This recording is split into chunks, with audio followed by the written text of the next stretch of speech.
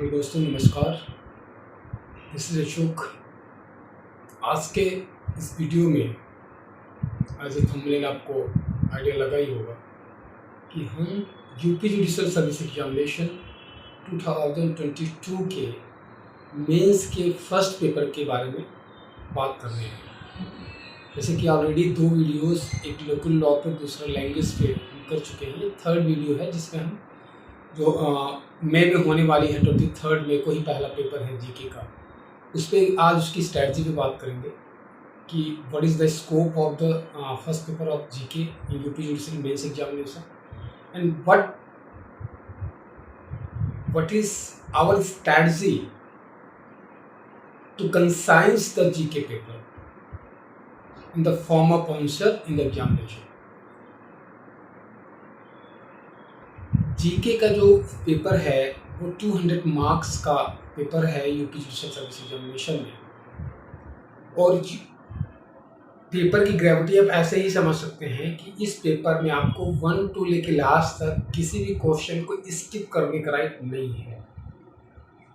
Last paper 2018 का यही pattern, यानी कि आपको हर क्वेश्चन को अटेम्प्ट करना है और हर क्वेश्चन अटेम्प्ट करने के बाद आपको नंबर मिलने हैं।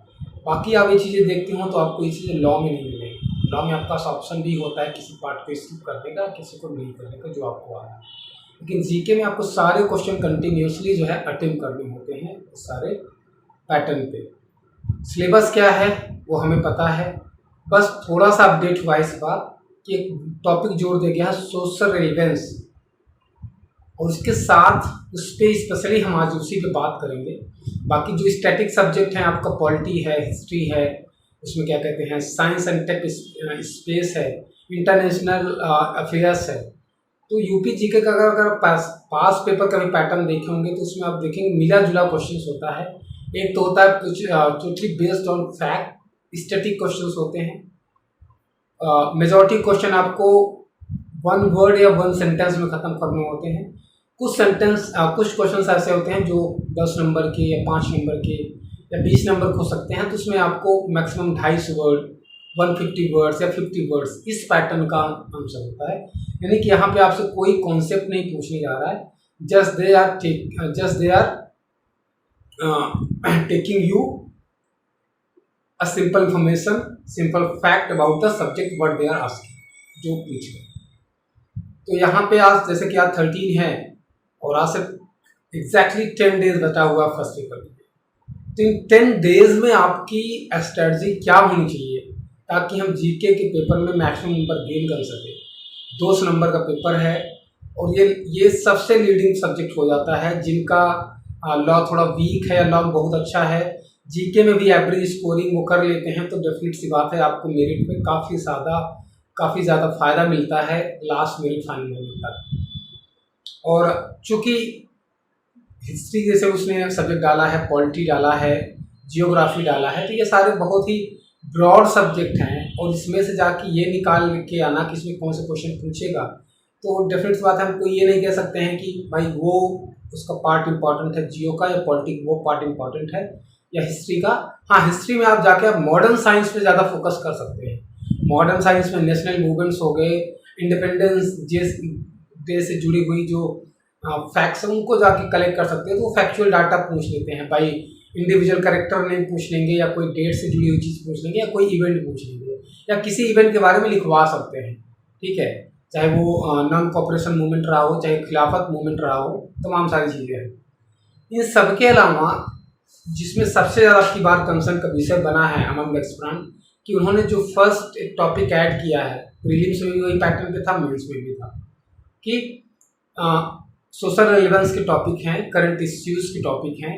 तो जो यूपी जीके का मॉडल है देखा जाए तो उसमें करीब जो है 30 से 40% क्वेश्चन, हाउ मेनी 30 से 40% क्वेश्चन वो टोटली करंट इश्यूज या हम कह सकते हैं करंट इश्यूज से ही शामिल होते हैं। यानी कि विद इन 1 ईयर 6 मंथ का ही सिनारियो होता है कि देश में लीगल स्फीयर में, साइंस और टेक में, इंटरनेशनल रिलेशनशिप इंडिया के में, इससे ही जुड़े वो क्वेश्चन पूछते हैं।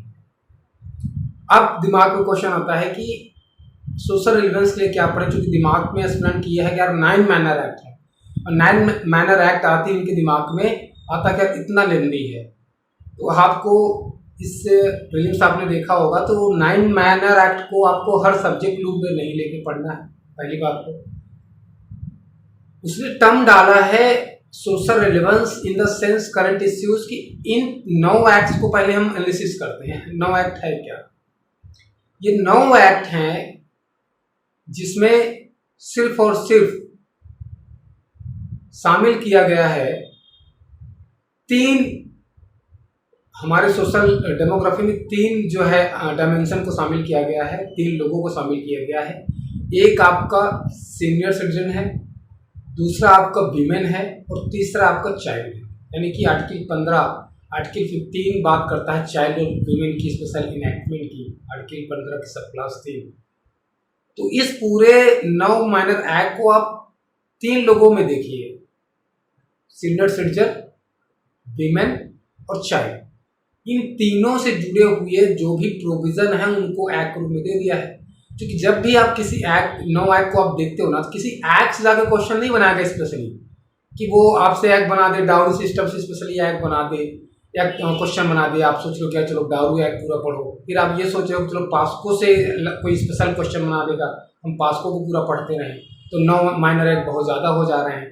तो हमें ये समझने की जरूरत है कि जो 9 माइनर एक्ट हैं वो असल हैं क्या, उनका लेजिस्लेशन क्यों हुआ है। जिसमें हमको लगता है सबसे पुराना जो एक्ट है वो डायरी प्रोविजन एक्ट होगा 1961 का। उसके बाद आप देखोगे सब बाद के लेजिस्लेशन है, इवन तो उसमें मेजर जो लॉ हैं वो 2010 के बाद के हैं, 12, 16, 15 इस तरह के लेजिस्लेशन। तो जब तक वो लेजिस्लेशन नहीं थे, पहले एक टॉपिक उसने डाल दिया है, उसको इंक्लूड एक्ट को किया है, तो टॉपिक वही है social current legal social relevance with disability and senior citizen. तो इसमें डिसेबल को भी जोड़ दिया गया कि जो लोग डिसेबल हैं।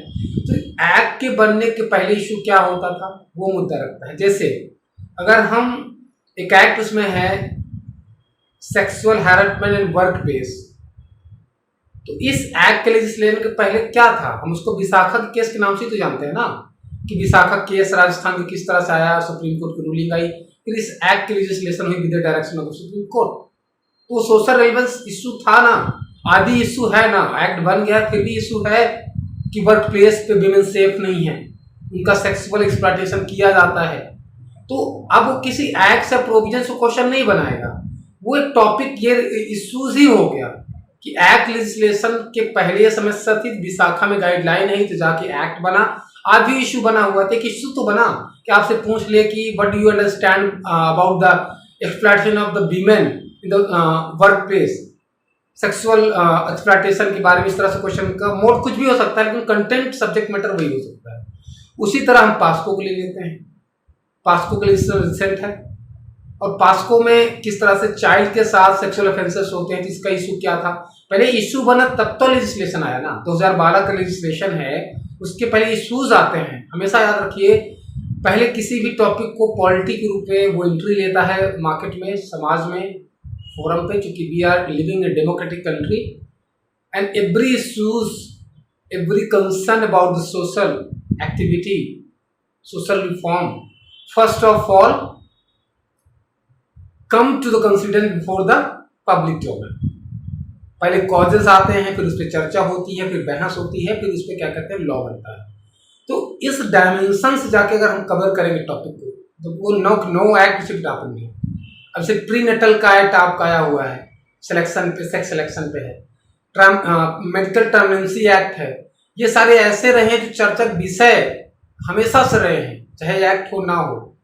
सुप्रीम कोर्ट के आप व्यूज देखते रहिए, इस पे भी रिसेंटली चर्चा भी रहा था मेडिकल प्रेगनेंसी को लेकर, और सुप्रीम कोर्ट ने ये बात रूल की में भी क्वेश्चन भी इससे बना दे कि मेडिकल जो प्रेगनेंसी है अभी तक क्या था, उसको टर्मिनेट करना अपने आप में लीगल था, चूंकि एक्ट था।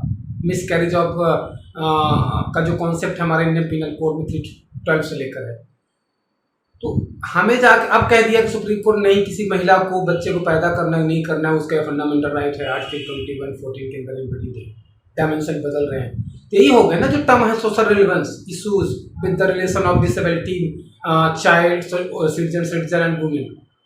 तो आप इसमें वुमेन के भी एक्ट देखोगे शामिल है, डिसेबिलिटी एक्ट भी शामिल है कि देश में जो डिसेबल लोग हैं उनके लिए क्या क्या पॉलिसीज बनाई गई हैं, ऐसे भी तो क्वेश्चन बना सकता है ना किसी एक्ट से।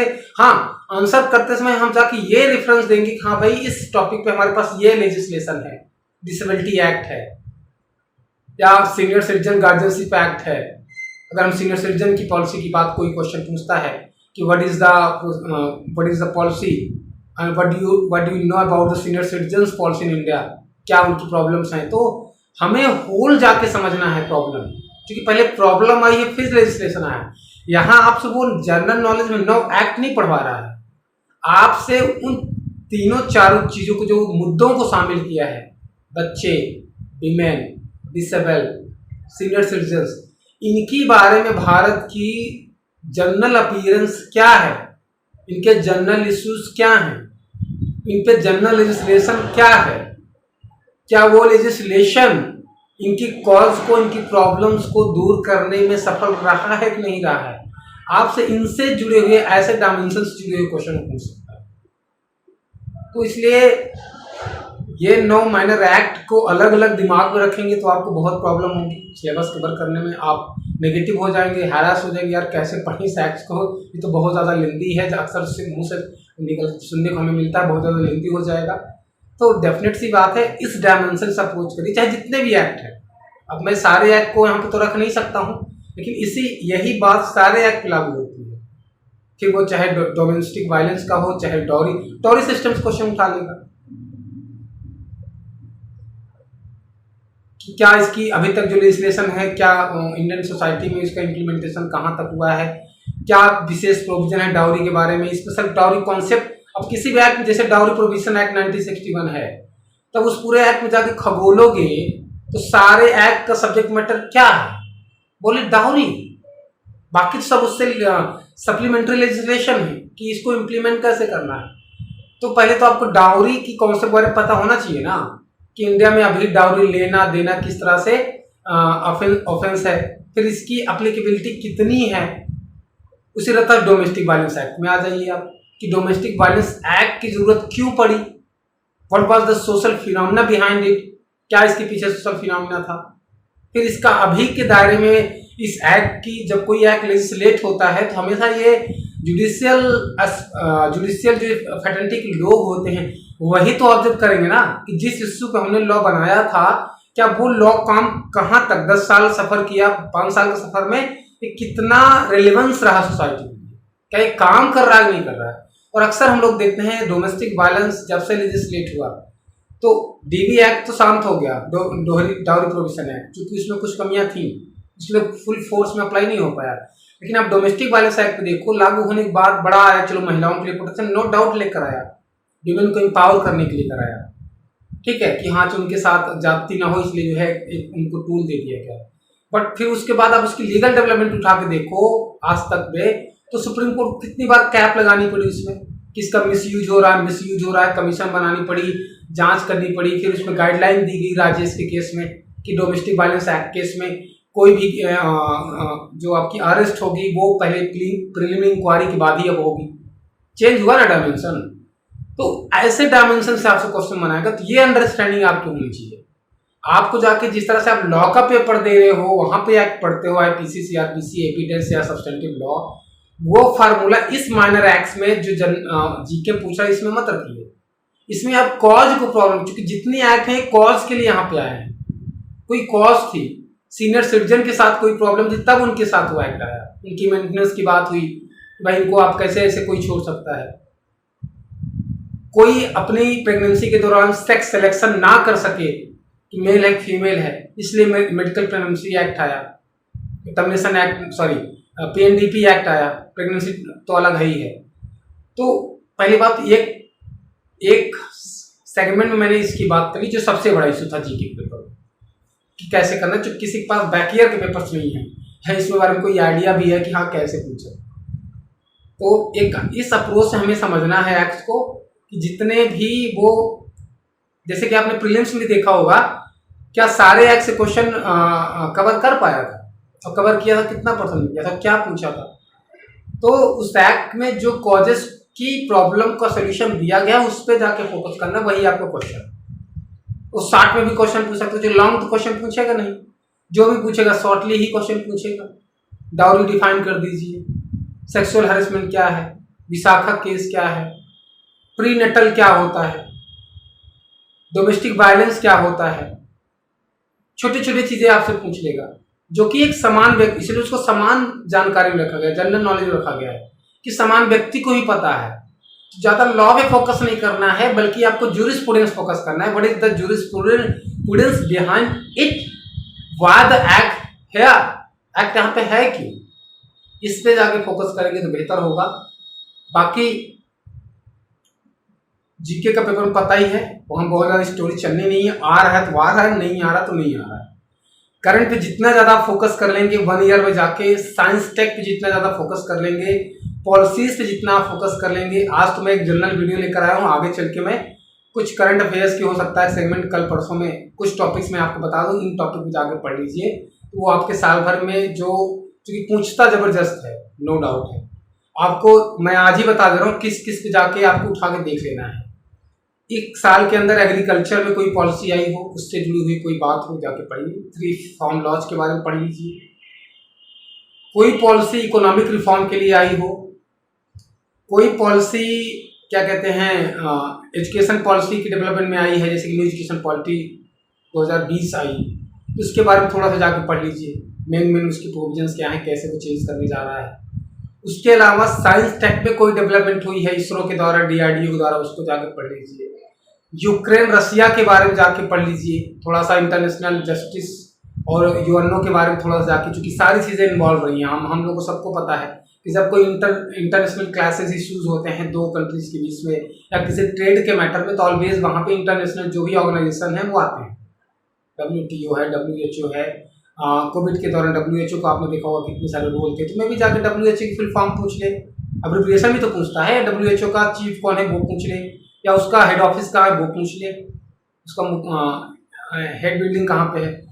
तो हमें जो स्टैटिक क्वेश्चन भी बनते हैं उसको करंट के सिनारियो में जाके देखना होता है कि 1-2 साल में ड्यूरिंग द कोविड से लेके और करंट के लिए आप लोग सिर्फ 1 साल पे डिपेंड मत रहिएगा। ये कोई हार्ड एंड फास्ट फार्मूला नहीं है कि जब आप एग्जाम दे रहे हो तो 1 साल का पढ़ लिया। लगभग 20 से लेके अभी तक का मेन जितना पीछे जाओगे, 22 के पहले जाओगे, तो जो 21 और 20 में बहुत मोस्ट हाईलाइट चीजें रही उनको कवर करिए।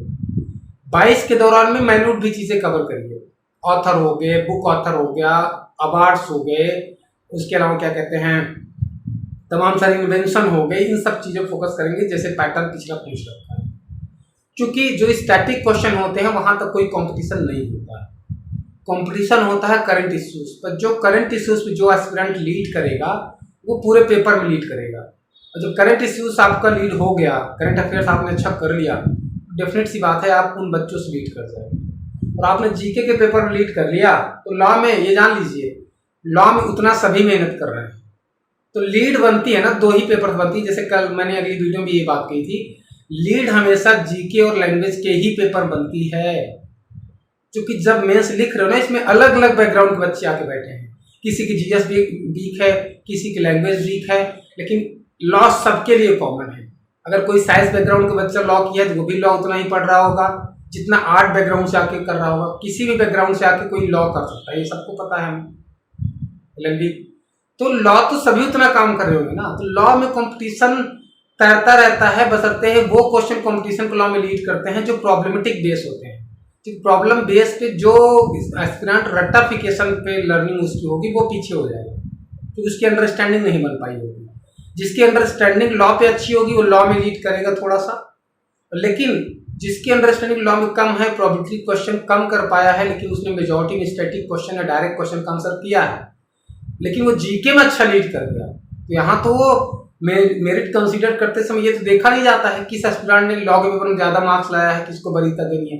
वहां तो होल ओवर नंबर को कंसीडर किया जाता है कि 1000 मार्क्स आपने नंबर कितने अचीव किए हैं, आपने जीके में जाके अचीव किए हैं कि लैंग्वेज में जाके अचीव किए हैं कि लॉ में मैटर नहीं करता, नंबर दिखने चाहिए उन्हें कहाँ से उठाया।